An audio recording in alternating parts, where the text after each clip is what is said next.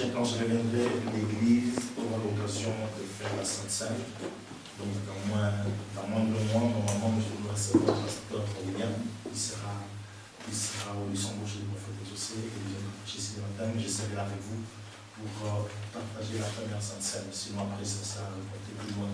Du comportement que je vais charger. On n'a jamais fait de Sainte Seine encore depuis que l'Église existe.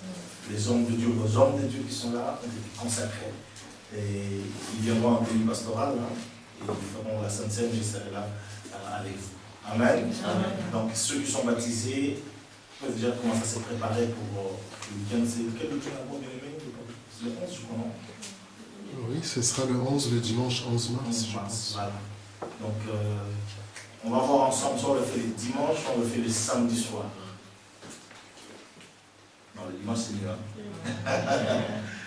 Ok. Vous avez bien dormi? Frankie? En forme? Frère Ange? Ah, la nuit était courte, non?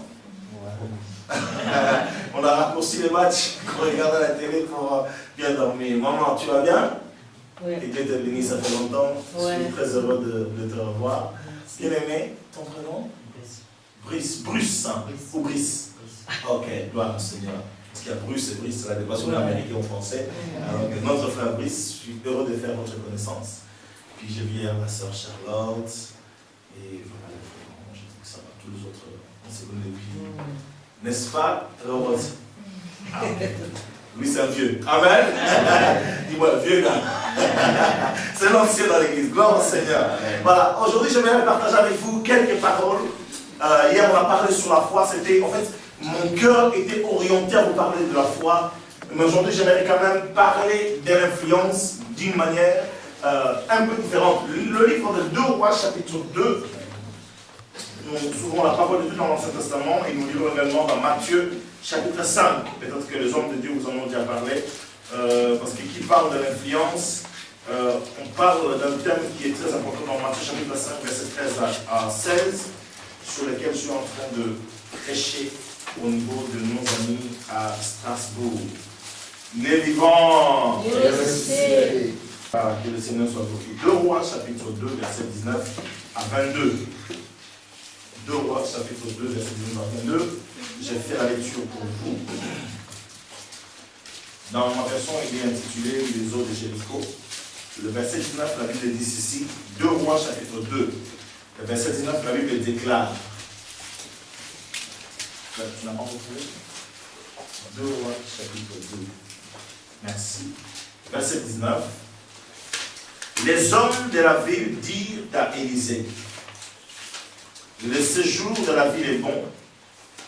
En fait, on peut commencer au verset 18 pour que nous puissions comprendre qu'il s'agit de Jéricho. Il revint vers lui qui était resté à Jéricho et il leur dit, ne vous avais-je pas dit, n'y allez pas? Verset 19. Les hommes de la ville dirent à Élisée, le séjour de la ville est bon, comme le voit mon Seigneur. Mais l'eau est mauvaise et dans le pays c'est la stérilité. Il dit, apportez-moi un plat neuf et mettez-y du sel. Ils lui apportèrent. Il sortit vers la source de l'eau, il jeta du sel et dit, ainsi parle l'Éternel, j'ai assaini cette eau, il n'en proviendra plus ni mort ni stérilité. L'eau fut assainie jusqu'à ce jour, selon la parole qu'Élisée avait prononcée.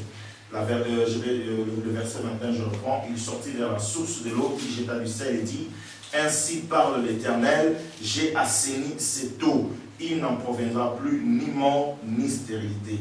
L'eau fut assainie jusqu'à ce jour, selon la parole qu'Élisée avait prononcée. Amen. Amen. À l'issue de cette prédication, nous allons prophétiser sur nos propres vies. C'est vrai, lorsqu'on reçoit un prophète, ou bien même parmi les hommes de Dieu, quelqu'un qui reçoit une vision, une parole, des connaissances, ça nous fait toujours du bien. Mais c'est très important de pouvoir parler. Tout à l'heure, notre frère l'évangéliste Rodolphe a dit, nous n'allons pas faire une bureau d'autorité, mais nous allons parler. Nous allons réclamer la parole de Dieu. Mais aujourd'hui, après la prédication, tu vas prophétiser sur ta propre vie. Amen. Amen. Savoir prophétiser, c'est savoir dire de bonnes choses. Ce n'est pas les thèmes de la prédication. J'aime utiliser cette exhortation, je n'appelle pas vraiment un enseignement. Apportez-moi ou apportez un plat neuf et du sel. Apportez un plat neuf et du sel. Est-ce qu'on peut le dire ensemble? Apportez un plat neuf et du sel. Voilà, on est dans une année de l'influence. Et j'aimerais que nous puissions comprendre qui nous sommes réellement devant le Seigneur. Tu ne peux pas influencer si tu ne connais pas ton identité. Ce sont des choses que j'ai dit et je redis. Et je me plais à lire la parole de Dieu parce que la Bible dit, c'est l'apôtre Paul qui va dire, je vous réécris les mêmes choses, mais pour vous cela est salutaire. Parfois on répète les mêmes choses pour que cela reste dans notre tête. Hein? Donc, tu ne peux pas influencer si tu ne connais pas ton identité. Parce que si tu es sûr de ton identité, tu peux influencer les autres. Alléluia. Amen. Et bien aimé, merci Jésus. Si tu sais qui tu es, tu vas refuser certaines choses. Et tu vas aller vers des choses qui, toi tu sais, qui te convainquent, qui te feront du bien.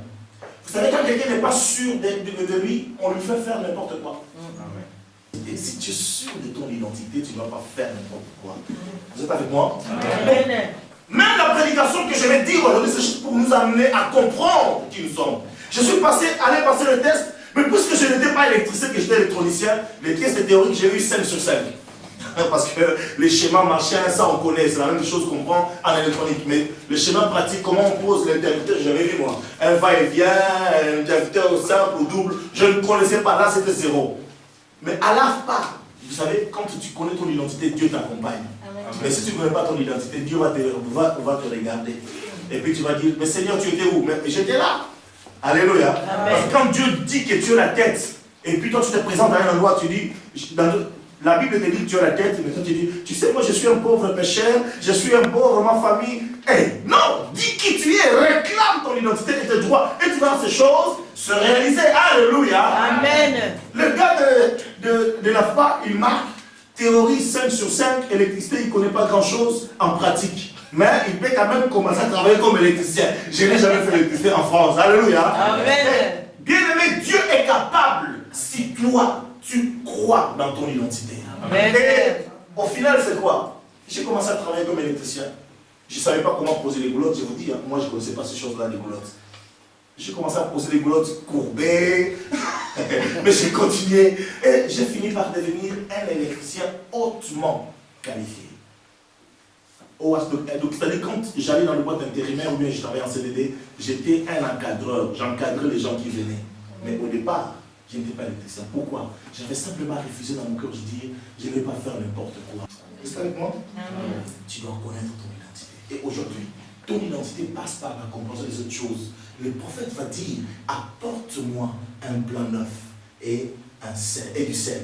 Le plan neuf influencera les gens qui sont autour de toi et ta propre vie. Le sel va influencer non seulement ta vie, mais va influencer également ceux qui t'entourent. Bien aimé, tu as besoin de comprendre qui nous sommes.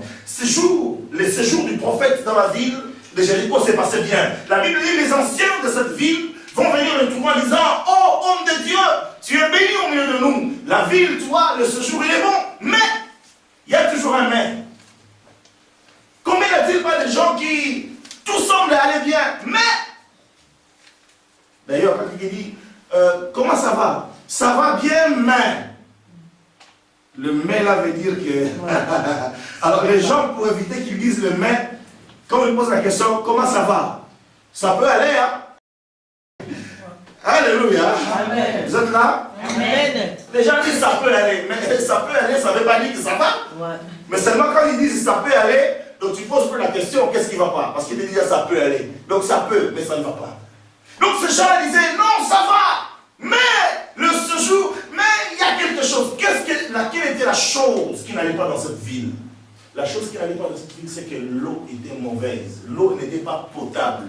Or, bien aimé, l'eau, c'est la vie. Alléluia. L'eau n'était pas potable dans cette ville. Et du fait que l'eau n'était pas bonne, que l'eau était mauvaise, la vie qui était mauvaise va influencer sur la ville tout entière. De sorte qu'il y avait la stérilité. La Bible dit qu'il y avait la stérilité. Donc, mais moi, il y a quelque chose que je me suis dit, comment est-ce que ces gens qui disent que le séjour est bon, mais il y a quelque chose, pourquoi n'ont-ils pas émigré? Nous, au moins les Africains, quand ça ne va pas dans un pays, on va dans un autre. Quand ça ne va pas dans une ville, on va dans une autre ville. Quand je suis arrivé à Strasbourg, comme j'avais dit récemment à notre fils aîné, J'ai dit, quand je suis arrivé à Strasbourg, on était peu de blacks. Hein, parce qu'aujourd'hui, parler des noirs, ça fait péjoratif. Mais on est quand même noirs. Hein. Je serais d'accord avec ces noirs qui avaient créé ce qu'on appelle, inventé ce qu'on appelle la négritude. Alléluia. Je suis noir et fier de l'être. Les Américains le disent encore mieux que nous. C'est une parenthèse, je viens juste. Nous, au moins du moins, quand ça ne va pas dans une ville, on va dans une autre. Parce que quand je suis arrivé à Strasbourg, les blacks, on s'est compté. Et à l'époque, quand tu prends le bus, tout noir que tu vois, tu le salues. Qu'ils soient sénégalais, maliens, américains, c'est le plutôt. Même ceux qui étaient les Calédoniens qui paraissaient comme des noirs. On disait, oh bonjour mon frère, alléluia. Mais lorsque les gens ont compris qu'à Strasbourg, il y avait du travail par rapport à d'autres villes en France. Et les Africains commencent à venir, les Camerounais, les Ghanéens. Et aujourd'hui, on est tellement nombreux que même quand tu croises quelqu'un, tu n'es plus sûr de lui dire bonjour parce que peut-être qu'il ne va pas te répondre. Parce que les gens ont appris à émigrer. Quand ça ne va pas dans une ville, on va dans une autre. Mais comment ça se fait qu'à Jéricho, la vie était bien, semble-t-il, mais l'eau était mauvaise et les gens étaient là. À quel prix? J'ai mis dans mon commentaire, quand l'eau est mauvaise, vous savez, ça crée quoi? Des diarrhées, des maladies bizarres, des typhoïdes. La dysenterie, voilà, merci mon frère. Mais pourquoi ils sont restés? Et à quel prix? Et aujourd'hui dans l'église, nous avons des gens qui disent, oh pasteur, moi ça va, mais ce mais-là, souvent ils ne disent pas leur pasteur. Ce qui est bizarre, vous remarquerez, les gens à l'église, ils chantent des alléluia, mais ils ont leurs gros problèmes. Et à sortir de l'église, ils appellent leur père au village, ou leur mère en Afrique, ou leur pasteur qu'ils avaient laissé en Afrique. Je ne vous raconte pas d'histoire. J'étais abasourdi un jour, j'avais prié pour un jeune homme dont la sœur fréquentait, c'est une histoire passée, l'église. Et ce jeune homme n'habitait pas à Strasbourg. J'ai prié pour la personne, puis Dieu fait grâce, et puis voilà. Et puis un beau jour, j'ai un pasteur qui m'appelle. Mais tu sais que, et ce pasteur-là était dans une autre ville, tu sais qu'il y a une sœur dans l'église qui s'appelle X. Ah bon, c'est vrai? Qu'est-ce qui se passe? Ah, mais cette sœur-là, elle appelle un pasteur qui est en Côte d'Ivoire, un prophète. Et chaque fois au téléphone, ce prophète-là prie pour elle, pour son frère, et à chaque prière, il doit envoyer des sous. Oh là là là là là là là. Je suis en train de dire, les gens viennent avec leurs problèmes, ils disent, les séjours, il est bon, mais seulement le mais là, ils ne l'exposent pas aux hommes de Dieu, et ils les gardent pour eux, ou alors ils envoient le problème en Afrique. Je dis, bien aimé, nous devons, tu ne peux pas vivre avec les problèmes. Tu ne peux pas dire, tout va bien, mais, et puis te contenter de cela. J'ai mis un petit commentaire en disant, nous ne devons plus vivre avec nos infortunes. Alléluia. C'est-à-dire quelque chose ne va pas, tu les gardes et tu vis avec. Ces gens-là se sont accommodés à leur fortune. Chers amis, il semblerait que quand quelqu'un a été enlevé par une personne, il y a un syndrome qu'on appelle, c'est pas le genre de syndrome, la personne enlevée commence, s'habitue avec son ravisseur. Et il devait même, parfois, il devait même parfois marier femme, hein, mais elle a été enlevée. C'est bizarre parce que pourquoi? Les gens s'accommodent de choses mauvaises et ils ne veulent pas aller loin. Ils ne veulent pas sortir de la ville où ils sont, ils ne veulent pas sortir de l'endroit où ils sont et ils s'en contentent. Et au final, c'est quoi? Ils payent un grand prix. Quelqu'un peut dire amen? Amen. Nous devons comprendre qui nous sommes. Si nous avons compris qui nous sommes, nous allons refuser la bassesse. Nous allons refuser les mauvaises choses pour aller plus loin. Est-ce que tout va bien chez toi? Il n'y a pas un mais? Alléluia. Amen. S'il y a un mais, aujourd'hui, je vais te dire, Dieu a une solution pour toi. Dis à quelqu'un, Dieu a une solution pour toi. Dieu a une solution pour toi. Mais auparavant, comprends, bien-aimé, comprends que qui tu es. Le prophète va dire, quelle est la solution de Dieu? Il va leur dire simplement, apportez-moi un plat et apportez-moi du sel. Dans ton identité, tu vas avoir deux choses qui Dieu va se servir pour apporter la solution dans ta vie. Matthieu chapitre 5, verset 13, si quelqu'un peut lire pour nous.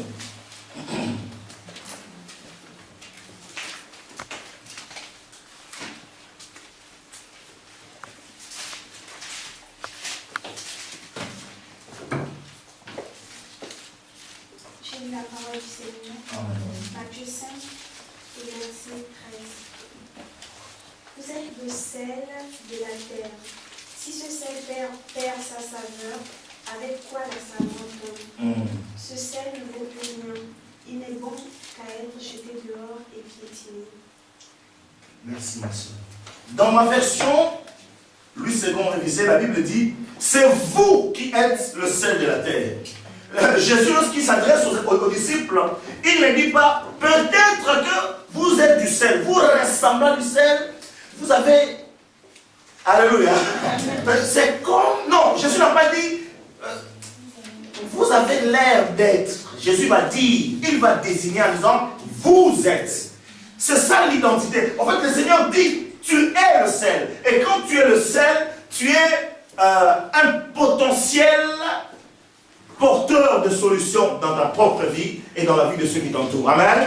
Parce que la stérilité dans cette ville de Jéricho n'allait disparaître que s'il y avait un plat neuf et du sel. La stérilité qui condamne ta famille, la stérilité qui condamne ta vie professionnelle ou ta vie estudiantine, la stérilité qui réduit ton entourage à la pauvreté ne peut disparaître que s'il y a un plat neuf et du sel. Alléluia. Parce que la Bible dit, ce jour était bon, mais il manquait une chose. Il n'y avait pas de l'abondance et puis il y avait la stérilité. L'improductivité. Ça vous arrive pas? Dans la vie, que tout ce que vous faites, à un moment, c'est comme si ça ne marche pas. Vous faites des efforts. Et puis quand vous regardez à gauche, vous dites, mais un tel là, mais je suis plus intelligent que lui. Comment ça se fait que ça marche alors que ça ne marche pas? Comme j'avais dit un jour dans une prédication, une sœur chrétienne qui avait loupé son permis, il va dire à Dieu, ce jour-là, elle va passer son permis avec une femme arabe, vieille en plus vieille qu'elle. Quand elle loupe son permis, elle m'appelle fâchée. Vous savez, au lieu de fâcher contre lui, c'est contre moi. Elle me dit, comment ça se fait que moi qui suis une servante de Dieu, et je loupe le permis, et cette femme-là qui est même arabe là. La solution se trouve en toi. Dis à quelqu'un, la solution se trouve en moi. La solution se trouve en moi. Comprends ton identité. Comprends ton identité. Amen. Comprends ton identité. Donc, Jésus va dire, vous êtes le sel de la terre. Le Seigneur désigne personnellement. Il ne dit pas, que tu vois, ton voisin c'est le sel, mais c'est toi. Et quand tu te regardes, tu dis, je suis le sel. Dimanche passé, à Strasbourg, j'avais parlé de ça, puisque j'ai certaines personnes qui ont la grosse tête, dans le bon sens du terme, ceux qui étudient les chiffres que nous n'étudions plus. Et j'ai posé la question, c'est quoi la formule du sel? Il y a des gens qui sont contents de répondre NaSL. Ah ouais, c'est quoi? Pour les autres, c'est bizarre. Hein? C'est ça, non? NaSL. Si on rentre dans la profondeur de la chose, on n'a pas le temps. Je vais vous parler sur apporter un plat. Mais quand on rentre dans la profondeur de la compréhension du sel, il y a du sodium et du chlore. Et si vous allez plus loin en étudiant ces choses, vous verrez que le sodium est très important, même dans la médecine. Est très souvent utilisé. Le chlore est très souvent utilisé. L'eau de Javel pour blanchir vos habits, là, hein? Il y a du chlore dedans, par exemple. N'est-ce pas? Et donc on va parler de plusieurs choses. Vous allez à la piscine pour que l'eau ne puisse pas désinfecter vos enfants qui vont, parce que vous n'y allez pas, hein, mais bon, les enfants ils vont. Il y a du chlore dedans, oui ou non? Et on peut parler des choses et des choses. Et Dieu dit, et j'aime dire que Jésus ne dit jamais des choses sans rien dire. Donc même pour vous qui êtes chimistes, si vous allez étudier le sel, ou vous qui l'avez appris à l'école, vous pouvez comprendre quelle est la portée réelle de ce que Christ va dire. Maintenant, si tu comprends réellement cette chose-là, ma soeur Mariska, n'est-ce pas? Tu vas désormais dans ton laboratoire, tu vas commencer à regarder le sel différent. Alléluia. Tu vas comprendre que, waouh, qui je suis, mais je suis quelqu'un de... Le monde ne peut pas se passer du sel. Nous, hier, on a mangé un bon plat avec des chocolat blanches et des poulets au chocolat, avec... mais il y a quelque chose qui ne change jamais, les makayabou. Le goût du sel, ça tire. J'ai vu des gens, dans mon enfance, terminer une grosse chocolat juste avec un bout de makayabou. Le sel, on ne peut pas s'en passer. On ne peut pas faire du jambon. Ici en France, on est un pays de jambon. Sans le sel. Voilà. Le saumon fumé, vous aimez? Sans sel. Je vais continuer comme ça. Donc, Jésus va dire, vous êtes le sel. Et la solution dans la ville de Jéricho, la solution dans tes problèmes, c'est que tu comprennes ton identité. Les seigneurs aimeraient que nous puissions prendre notre place. Bien, plusieurs fois, nous n'avançons pas parce que nous oublions notre identité. Le prophète va dire, apportez-moi un plat neuf et du sel. Donc, j'ai commencé par le sel. Le Seigneur nous a décidé qui nous sommes. La deuxième chose, la Bible dit un plat neuf. Écoutez, Marc chapitre 2, verset 21 à 22.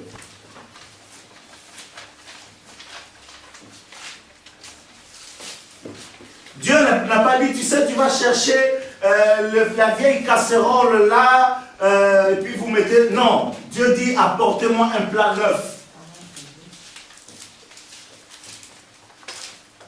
J'ai remarqué dans certaines familles africaines, je ne sais pas si c'est le cas ici en Europe, lorsque un jeune homme vient fiancer une jeune fille, le jour où on reçoit ce jeune homme, on sort la vraie porcelaine là que même le papa n'utilise pas. Alléluia. Parce qu'on sait qu'il y a quelqu'un qui vient nous enlever une charge de la famille, il faut bien le recevoir. Alléluia. Amen. Ça va, ma soeur Charlotte? Tu arrives à saisir ce que je suis en train de dire? Oui. Ok. Quelqu'un peut lire grâce, s'il te plaît. 21 à 22. Personne ne court une pièce de grain neuf à un vieil habit. Autrement, la pièce de grain neuf emporterait une partie du Dieu et de la déchirure serait pure. Ah, C'est pas ce que tu avais donné comme Non. référence. Si, si. Vous avez donné Marc 2. C'est ça? Oui, oui. 21 à 22. Ah, c'est 21. Ok, ben tu réponds parce que l'autre était... voilà, s'il te plaît. Personne ne court une pièce de drap neuf à un vieil habit. Autrement, la pièce de drap neuf comporterait une partie du vieux et la déchirure serait pure. Et personne ne met un vin nouveau dans le vieil eau.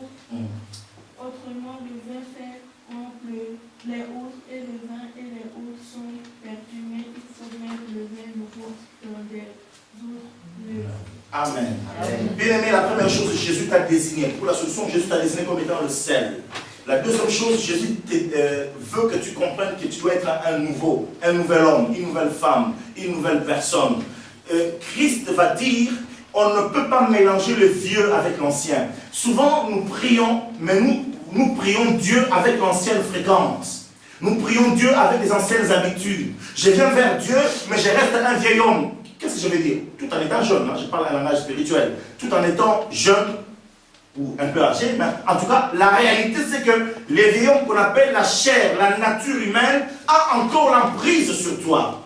Là où toi tu dois être un nouvel homme, une nouvelle créature, parce que la Bible dit dans 2 Corinthiens, chapitre 5, verset 17, si quelqu'un est en Christ, il est une nouvelle créature. Les choses anciennes sont passées, toutes choses sont devenues nouvelles. Normalement, le plat sur lequel le sel doit être posé doit être du neuf.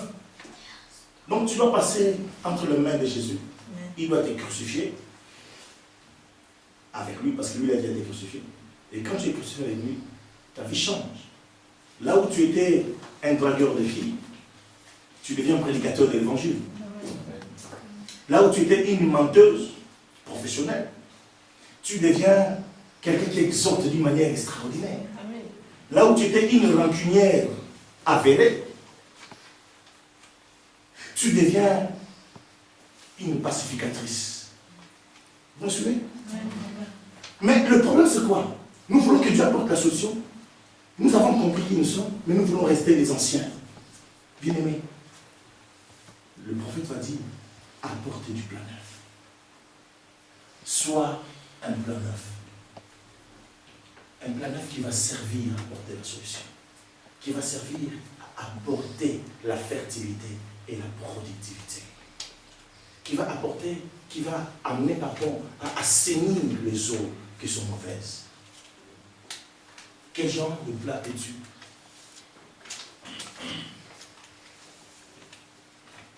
Amen. Amen. La dernière chose qui va apporter la solution, vous devez avoir du goût. Marc.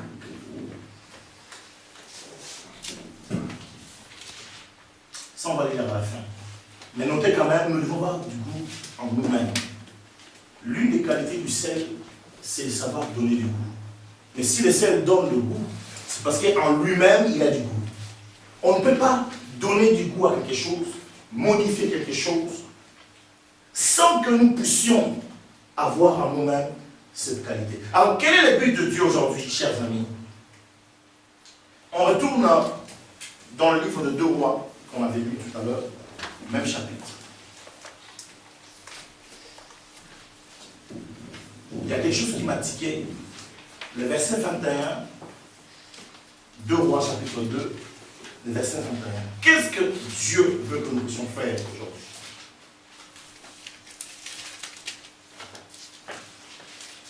Non seulement nous devons apporter un plan neuf et du sel, c'est que nous sommes, nous apporter tel que nous sommes, mais nous devons retourner, la première chose, nous devons retourner à la source.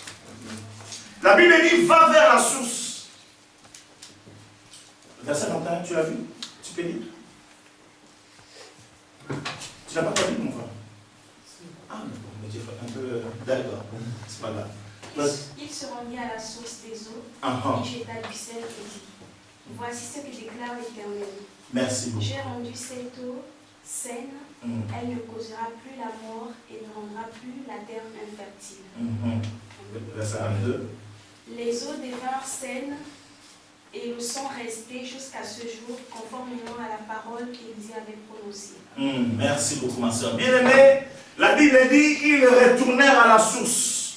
Parce que certains problèmes, ou même beaucoup de problèmes, ont leur origine où ça a? À la source. Et la source, ça peut être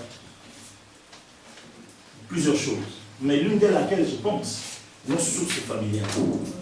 Lorsque j'étais au Gabon, vous m'excuserez, frère et soeur gabonais, l'une des choses qui m'avait frappé pendant les services que je faisais, parce qu'on m'avait donné une journée entière après les séminaires où je devais recevoir des gens dans le bureau du pasteur Antonio à l'époque.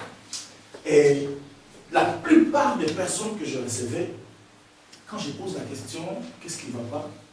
Bien aimé, vous trouvez quelqu'un qui a fait des études d'infirmerie, mais chaque fois qu'elle va travailler, arrivée au travail, elle tombe dans les pommes. Chaque fois. Je dis, qu'est-ce qui s'est passé? Puis je pose la question. Oh non, à élever à un certain âge, on m'a amené au village pour faire l'initiation. Vous comprenez de quoi je parle? N'est-ce pas que c'est vrai? Au Gabon, beaucoup. Pour ne pas dire, ce n'est pas tout le monde, mais un grand nombre de gens. J'ai vu notre fille, souvent c'est les filles, j'ai vu les hommes aussi. Un homme arrivé à un grade, il était militaire, lui. Arrivé à un certain grade, il y a tout qui. C'est-à-dire tout le monde réussit. Même les gens que lui a formés, ils ressortent des grades. Mais lui, il est toujours stagnant. Je dis, c'est incroyable. Et quand tu poses la question, tu verras que la source.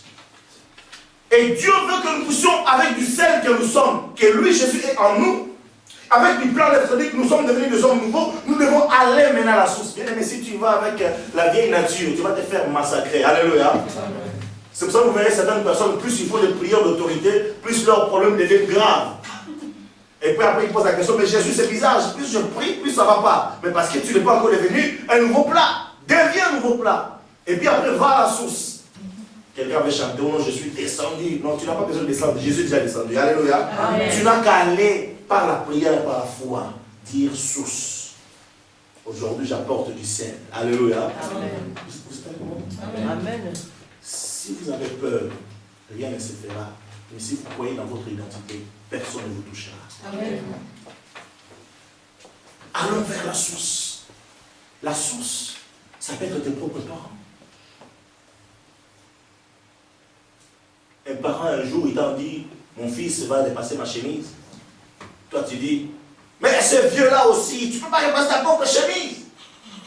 Et puis le vieux va dire, ah, tu vas voir dans ta vie. Ce qui fait que, vous me suivez? C'était juste l'histoire d'une chemise. Et c'est devenu l'histoire de toute une vie qui est empoisonnée. Va vers la source. S'il y a un pardon à faire, demande le pardon. Mais ne va plus t'humilier devant un homme parce que tu es déjà quelqu'un que Dieu a transformé. Alléluia. Vous me suivez? Parfois, ce sont des juste de petites paroles. Mais va vers la source. Toi-même, tu as dit, Seigneur, ce jour-là, je n'avais pas repassé la chemise de mon père. Parce que la Bible dit, parents, obéissez à vos parents. Fils, pardon, enfants, obéissez à vos parents. Donc tu as transgressé le principe de Dieu. Du coup, le diable a eu l'autorité à travers cette fenêtre que vous lui avez ouverte. Allons vers la source. Mais tout en étant en plein neuf. La source, c'est quoi? Peut-être dans l'enfance, tu as été un sujet d'abus. De toutes sortes, je ne vais pas nommer. Je croyais que ces choses-là étaient là. Quelque chose qui n'arrivait que dans certains pays africains. Mais en arrivant en Europe, je me suis rendu compte que c'est pire. Du moins, pire parce qu'ici on en parle. En Afrique, parce qu'on n'en parle pas. J'ai vu des sœurs violentées par leurs propres frères ou leurs propres cousins. Comment expliquer ces choses? Allons vers la source. Et quand on va vers la source, on ne doit pas dire simplement, oh, je viens vers la source. Mais on va vers la source en amenant du sel. Alléluia. Amen. Ce sel-là, c'est toi, avec une nouvelle identité. Et puis la deuxième chose, c'est toi, bien sûr, une nouvelle identité parce que tu es nouveau plat. Et tu es du sel. La troisième chose, en allant vers la source, tu dois commencer à parler. C'est là que j'avais dit. Tu dois commencer à parler. Lorsque Dieu a amené Ézéchiel dans la vallée des ossements, vous me suivez? Amen.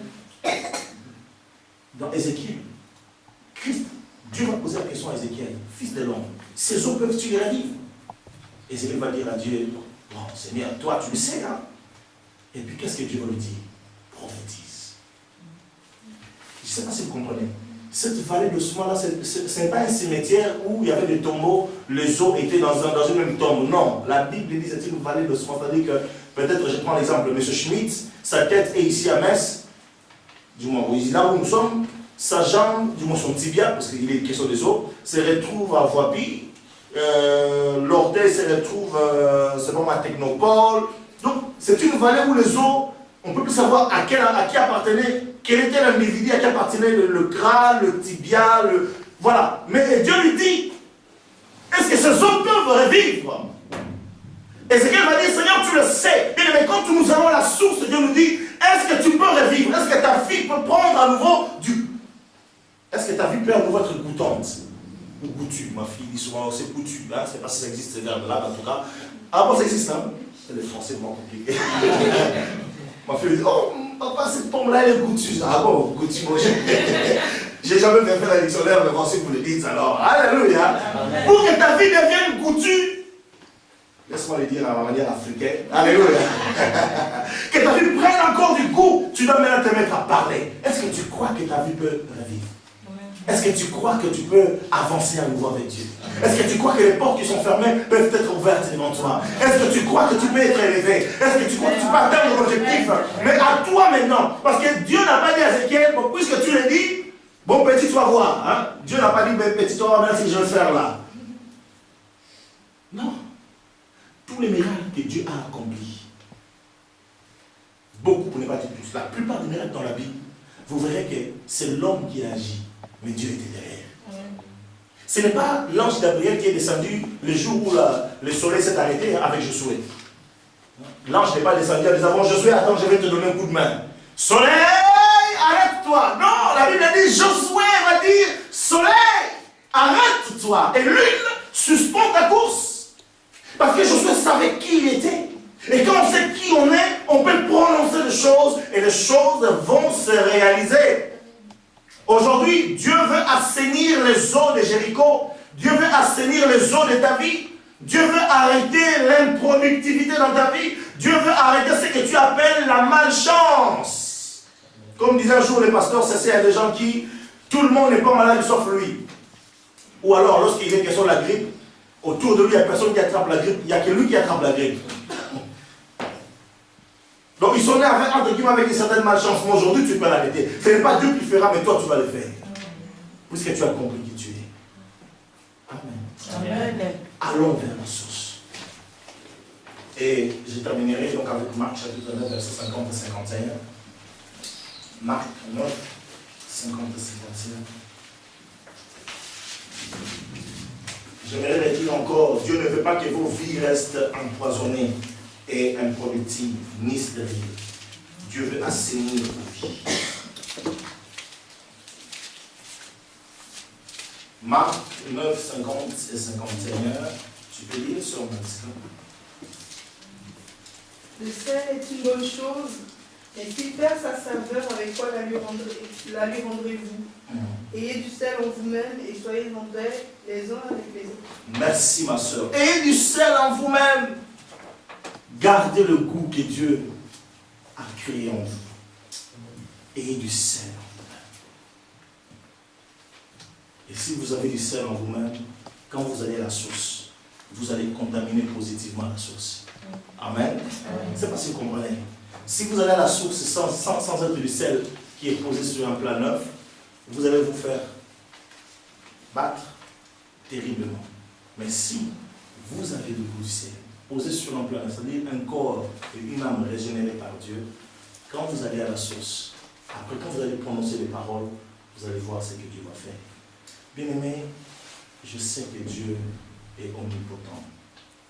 Je réalise que parfois certaines choses que nous déclarons parfois à la légère, Dieu les accomplit. Parce que mon identité me permet de déclarer des choses. Et ces choses-là arrivent. Je n'ai pas besoin de recevoir une révélation. Mais non, non. Tu n'as pas besoin non plus de voir un ange devant toi. Crois.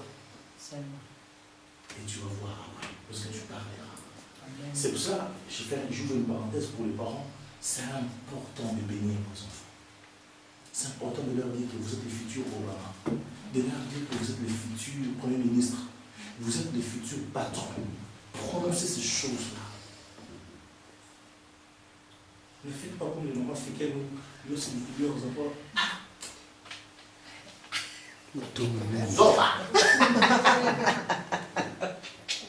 Ou les pères africains qui appellent regarde-moi cet imbécile, il est un fou à rien. Mais il sera aussi un fou à rien. Et apprenez à prononcer de bonnes paroles sur votre propre vie. Amen. Ces jours-là, le prophète, avec du sel et un plat, va se présenter à la source. Qu'est-ce qu'il va dire? Ainsi parle l'Éternel, il n'y aura plus de stérilité, ni de eau. Qu'est-ce qu'il dit d'ailleurs? Pour le dire clairement.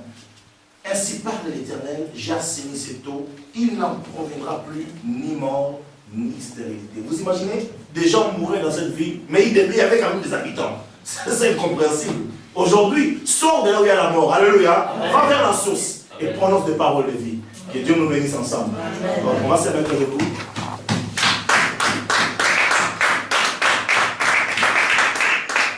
On va se mettre debout et puis j'aimerais juste que tu réfléchisses à toi-même, que tu rentres en toi-même. Je te pose la question.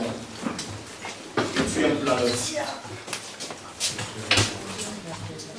Ne fais pas comme les Aérois qui disent oh, vous savez, donc la vieille casserole, on ne la jette pas, il paraît que ça aide à faire un bon plat. Ça ne marche pas dans le monde spirituel. Alléluia. Dans le monde spirituel, les vieux plats ne servent plus à rien. Tu vas avoir problème sur problème. Tu dois devenir une nouvelle casserole. Alléluia. Amen. Accepte de devenir une nouvelle casserole et accepte d'être le sel que Dieu veut utiliser. Nous fermons nos yeux juste quelques instants, s'il vous plaît.